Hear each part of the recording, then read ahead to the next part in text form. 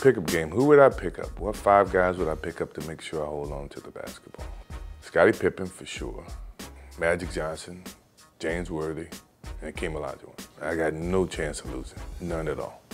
Olajuwon, he was in the top 10 in 5 categories: steals, rebounds, block shots, scoring, and shooting percentage. You know what I mean? To have a big guy of his size to be in the top 10 in steals. Now you can assume that he would be in blocks, which to me shows versatility of what type of guy he really was.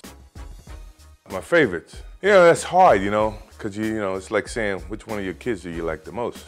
11s are my favorite, 3s are my next favorite, and probably 12 or 13 comes in third. I always wore a brand new pair of shoes every game. So you figured at the beginning of the season or at the end of the season, I'd gone through almost 150 pairs of shoes.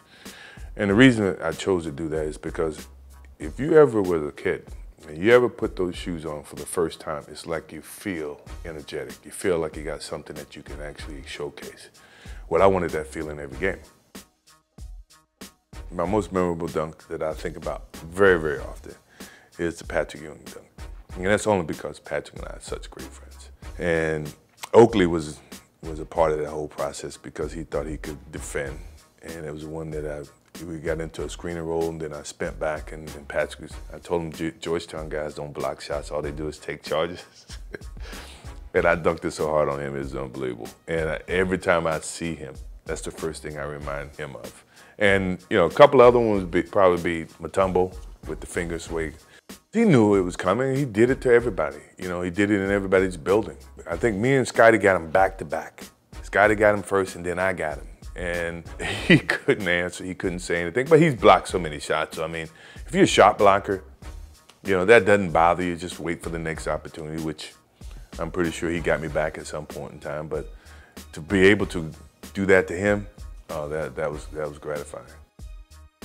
Probably the guy from the 5th championship because he was a little bit more knowledgeable, he was a little bit more craftier. 92 was strictly off of adrenaline, athleticism, smart, good team, hungry.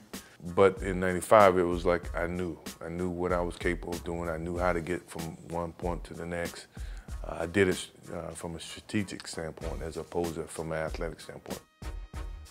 The significance of 23. Well, in high school, when I played with my brother, my favorite number was 45, and his favorite number was 45. But we were on the same teams.